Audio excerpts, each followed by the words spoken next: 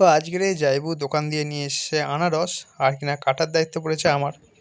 তো এই দেখো, আমি কিন্তু ঠিকঠাকভাবে কিন্তু আনারস কাটতে পারি না, ঝাউকভাবে কাটছি আর অনেকটা করে বাদ চলে যাচ্ছে। তো বাদ চলে যাক, কাটছি এটাই অনেক।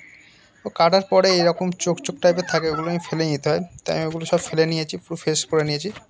আর এবারে এই দেখো, আস্তে আস্তে টুকরো টুকরো করে এবার আমি কেটে নেবো, আর তার মধ্যে সমস্ত রকম মশলা দেবো। আর তো মশলা বলতে এমন কিছুই না, একটু লবণ আর দিয়ে দেবো চাট মশলা। আর যেহেতু আমি চাট মশলার পরিবর্তে যেটা ইউজ করি সেটা হচ্ছে কিন্তু জলজিরা পাওয়া যায় না, জলজিরাটা দিই। কারণ আমার মনে হয় যে চাট মশলার সাথে জলজিরাটা দেওয়াই বেটার, আমার ভালো লাগে। তো এই দেখো, আমার আপাতত কাটা কিন্তু কমপ্লিট, টুকরো টুকরো করে নিয়েছি। আর এবারে এর মধ্যে একটু লবণ দিয়ে দেবো, আর একটু গোলমরিচ গুঁড়ো দিয়ে দিলাম, যাতে খেতে সুন্দর লাগে, মানে স্বাদ হয়। আর হালকা লবণ দিয়ে দিলাম। তো অনেকে আছে বিট লবণ দেয়, বিট লবণটাই দেওয়া উচিত, কিন্তু আমাদের বাড়িতে ছিল না, এই জন্য